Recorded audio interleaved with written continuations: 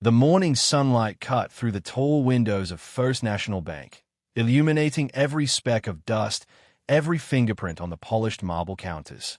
Margaret Evans stood just inside the glass doors, her torn wool coat hanging loose from her thin shoulders, the hem trailing threads that had given up their fight against time. Her hands, weathered and spotted with age, clutched a worn manila envelope against her chest like it contained her last breath.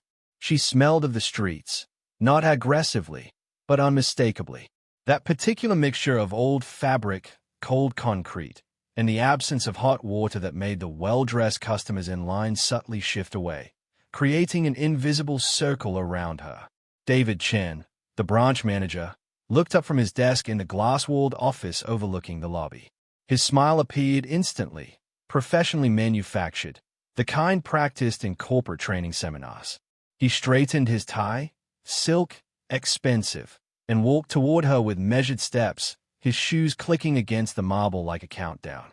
"Good morning," he said, his voice carrying just a touch too much volume, as if speaking to someone hard of hearing or slow to understand. "Can I help you find something?" Margaret met his eyes. Hers were pale blue, clear as winter water, and they held his gaze without flinching. "I need to check my account balance." David's smile tightened at the corners. Behind him, a teller named Jessica paused mid-transaction, her perfectly manicured fingers hovering over her keyboard. A man in a business suit, waiting in line with his deposit slip, glanced over and then quickly away. "Your account." David's tone remained pleasant, but something shifted beneath it. Doubt, disbelief, pity wrapped in condescension. "Are you sure you're in the right place? The community center is just 3 blocks.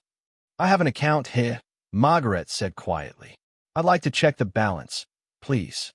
David's smile was still there, plastered across his face like wallpaper over a crack. He had no idea what was about to appear on that screen.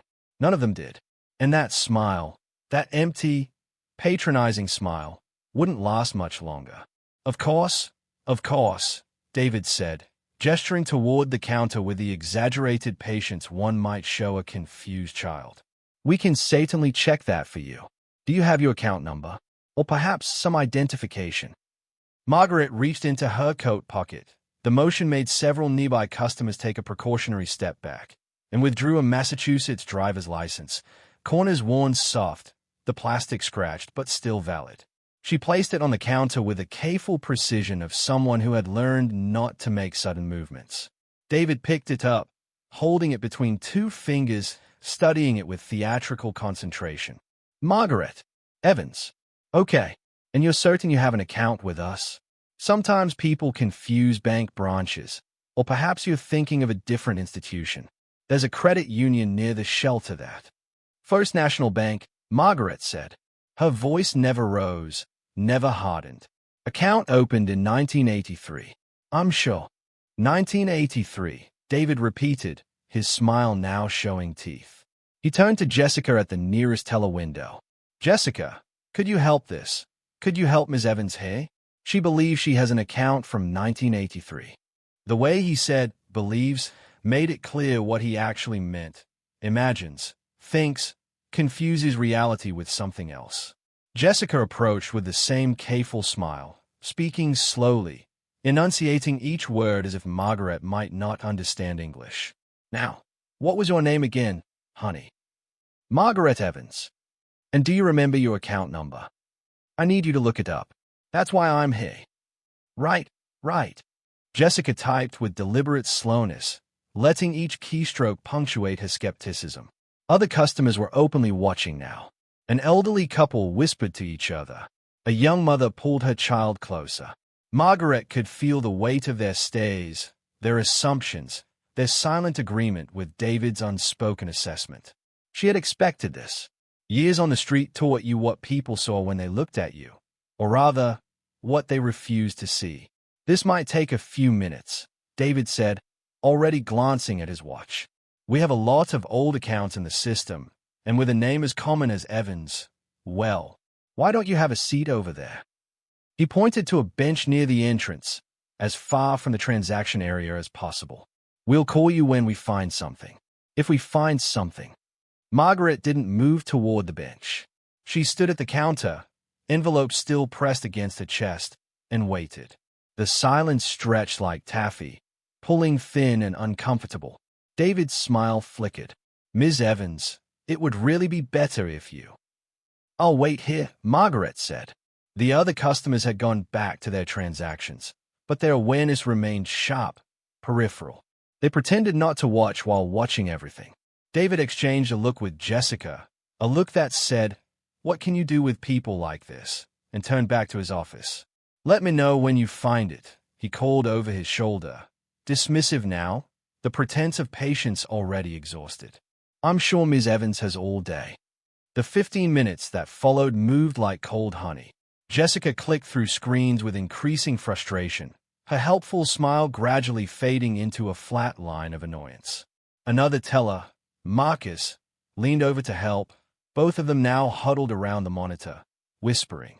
Margaret stood perfectly still, a monument of patience in her torn coat, while around her the bank conducted its business as if she were already invisible.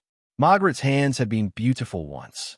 She remembered them as they had been 40 years ago, soft, capable, typing reports on the IBM Selectric in the University Administrative Office where she'd worked for 23 years. She remembered the sound of her wedding ring clicking against the keys, that small gold band William had saved 6 months to buy.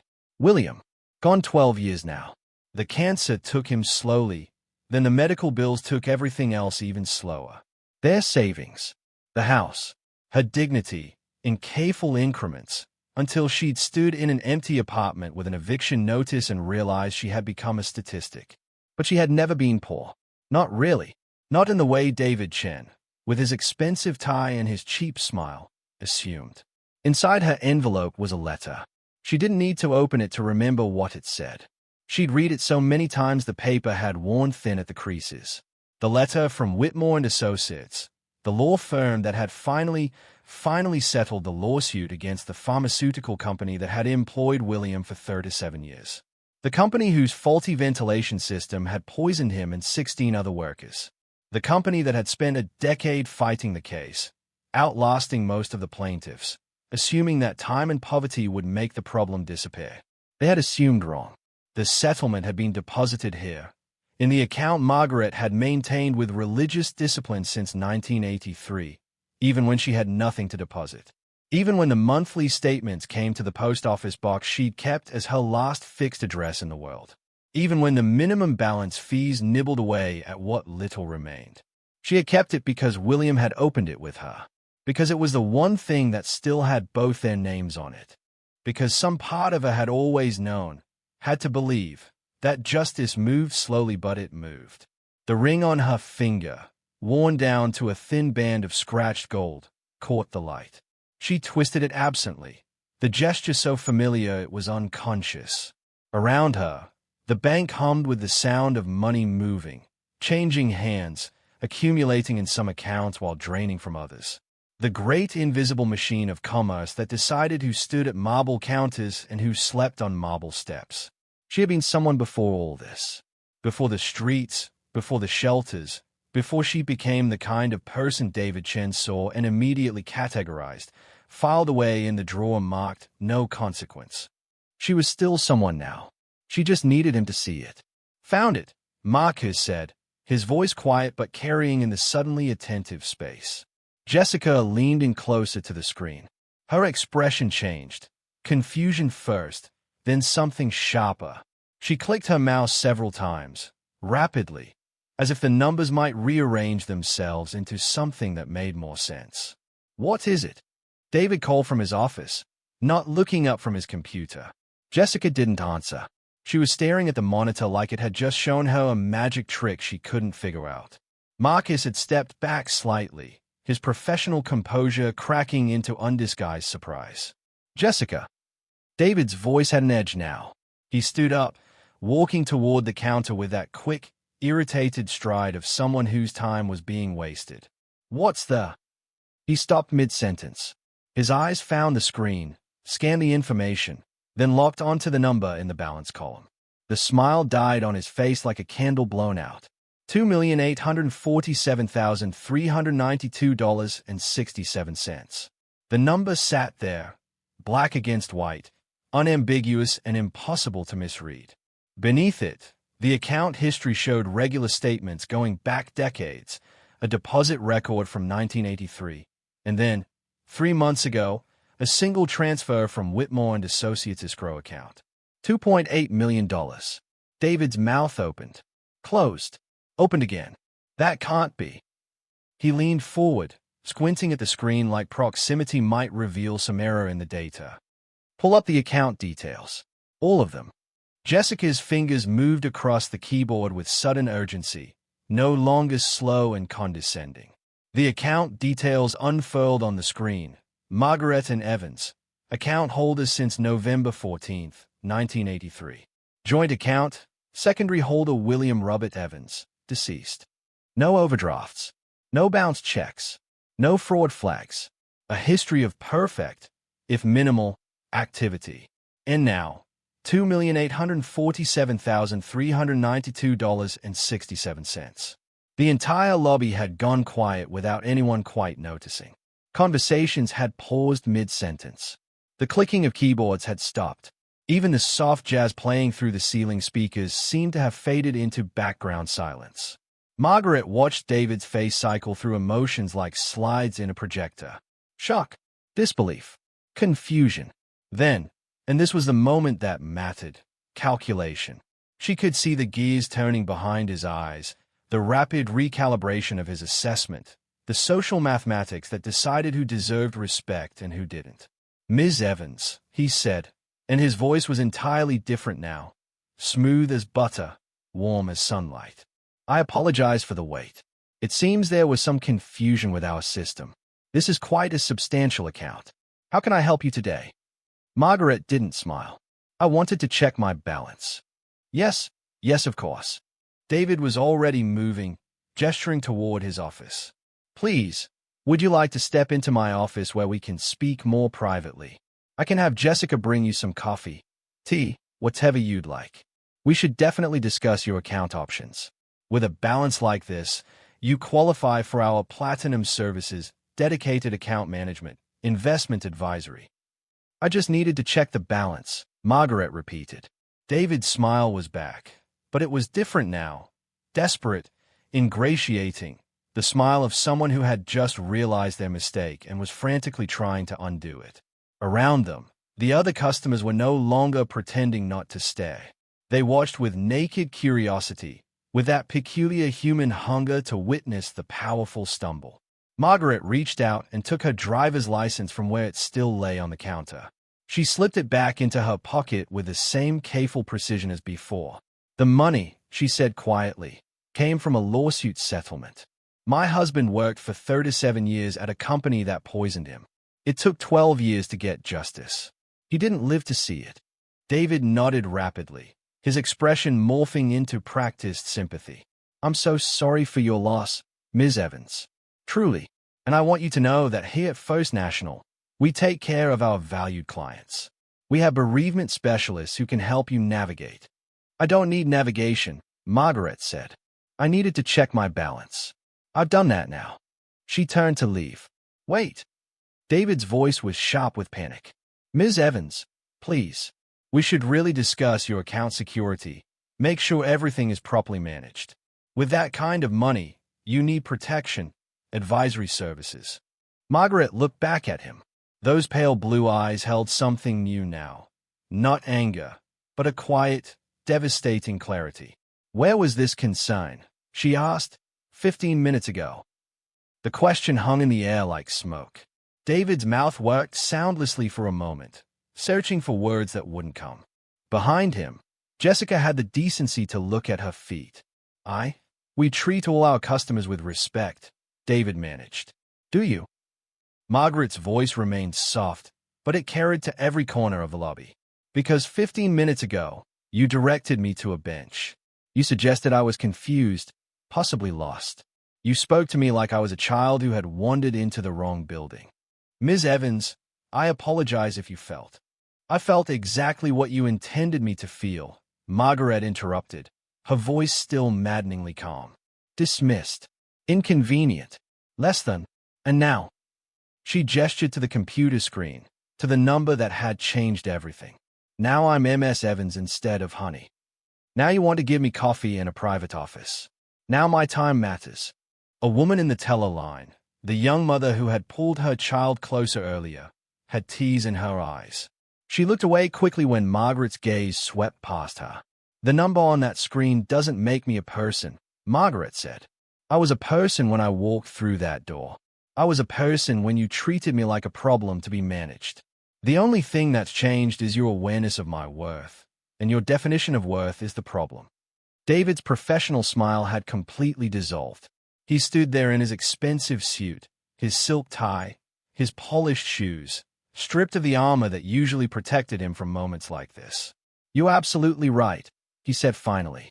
I apologize. Sincerely. Your apology means nothing, Margaret said, not unkindly. Because you're not sorry for how you treated me. You're sorry that you were wrong about who I was.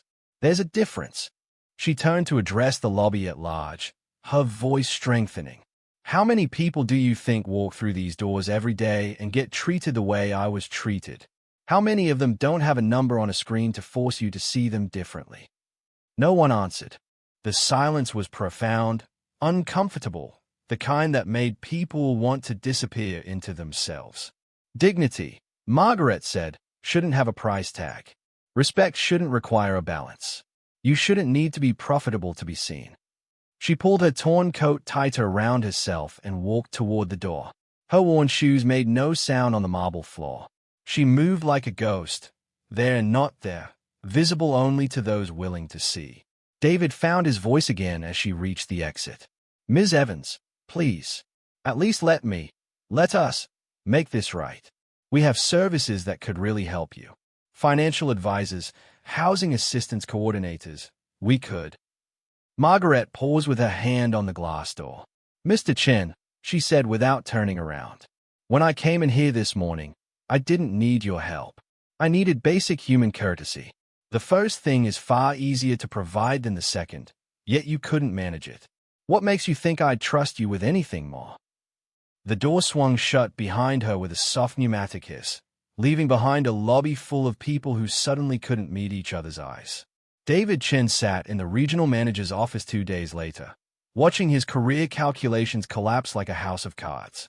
The office was on the 40th floor of the building, all glass and steel and views that suggested power, the kind of power that came from knowing exactly how much everyone was worth. Walk me through it again, Catherine Winters said. She was 60, sharp as a blade, and her expression suggested she had already heard enough but needed to document everything for the file. An elderly client with a multi-million-dollar account came in. And you did what exactly? I offered assistance, David said. He could hear how weak it sounded even as he said it. You directed her to a bench and suggested she was confused. I didn't know. That she was worth paying attention to. Catherine's smile was thin and cold. That's precisely the problem, David. On her desk lay a printout of Margaret Evans's account history, along with something David hadn't known existed until an hour ago, a letter from Margaret to the bank's board of directors. She'd mailed it the day after her visit. The letter was 2 pages long, handwritten in careful, deliberate script. It didn't threaten legal action. It didn't demand David's termination. It simply detailed the interaction, moment by moment, with a kind of clear-eyed observation that made it impossible to dismiss or rationalize. And then, in the final paragraph, Margaret had made a simple point. She had chosen to keep her settlement money in this bank because William had trusted this institution. But trust, she wrote, was a two-way street, and she was now questioning which direction the traffic was flowing. The letter had reached Catherine's desk within hours, not because of the amount in the account, though that certainly helped, but because Margaret had copied it to 3 board members, including Samuel Harrison, a founding partner of Whitmore and Associates and a longtime friend of William Evans. Samuel had called personally. He'd made it clear, in polite but unmistakable terms, that how First National handled this situation would determine whether his fame continued to recommend the bank to its clients. Given that Whitmore and Associates managed approximately $400 million in client settlements annually, This was not a subtle threat. "Here's what's going to happen," Catherine said. "You're being placed on probationary status for 6 months. You'll undergo mandatory training, not the usual corporate nonsense, but real training through the Community Outreach Center, working directly with homeless services, understanding the population you failed so dramatically to save." David nodded, face burning. Additionally, Catherine continued, "This branch will be implementing new protocols. Every client receives the same level of service, regardless of appearance. We'll be conducting random audits. Secret shoppers, and any staff member found engaging in the kind of discriminatory behavior you demonstrated will be immediately terminated." She leaned forward. "Do you understand what you cost us, David? Not just in potential lost business, though that's substantial, but in credibility, in trust." Margaret Evans could have walked away quietly. She could have moved her money to another bank without saying a word. Instead, she gave us an opportunity to be better. The fact that it took a letter from her to make that happen is an indictment of our entire system. "I understand," David said quietly. "I don't think you do," Catherine replied. "But you will." As David left her office, he passed Jessica in the hallway. She looked as shell-shocked as he felt. She'd been called in for her own conversation, her own reckoning. Marcus, too. Even the tellers who had simply watched and said nothing were facing consequences, because silence, as Catherine had made clear, was complicity. In the lobby downstairs, a new policy poster had already been mounted on the wall near the entrance. It featured the bank's mission statement, newly revised: "Every client deserves dignity. Every person deserves respect. No exceptions." The words were easy to write, David thought. Living them would be harder. 3 months later, on a Tuesday morning that smelled like rain, Margaret Evans walked into a community center across town. She wore the same torn coat. She kept it deliberately, though she could afford a new one now. Something about the fabric, worn soft by time and weather, felt honest in a way that new things didn't. The center was crowded, full of people who looked like she had looked, who carried the same invisible weight of being overlooked, dismissed, discounted. She'd spent the previous weeks here, quietly, learning the needs of the community from the inside. Today she was meeting with the center's director, a woman named Patricia who had been running the facility on grants and prayers for 15 years. "I've been thinking about your funding problem," Margaret said, settling into a folding chair in Patricia's cramped office. Patricia laughed, but it was tired. "Which one? We have several." Margaret pulled an envelope from her coat pocket, not the worn manila one from the bank, but a new one, crisp and formal. "I'd like to establish an endowment. Enough to keep this place running without constant fundraising panic. Enough to expand services. Enough to pay your staff what they're actually worth." Patricia opened the envelope, read the figure, and went very still. "It's what you need," Margaret said simply. "Maybe a little more." "I can't accept." "You can," Margaret interrupted gently. "And you will, because this isn't charity. It's justice. I spent time on the streets, Patricia. I know what invisibility feels like. I know what it does to you, day by day, hour by hour, when the world looks through you like your glass. This center sees people. It's worth protecting." Patricia's eyes filled. "Why?" "Because William would have wanted it. Because someone needs to remember that money isn't wealth. It's just a tool. How you use it, who you help with it, whether you hoard it or share it, that's what makes you rich or poor."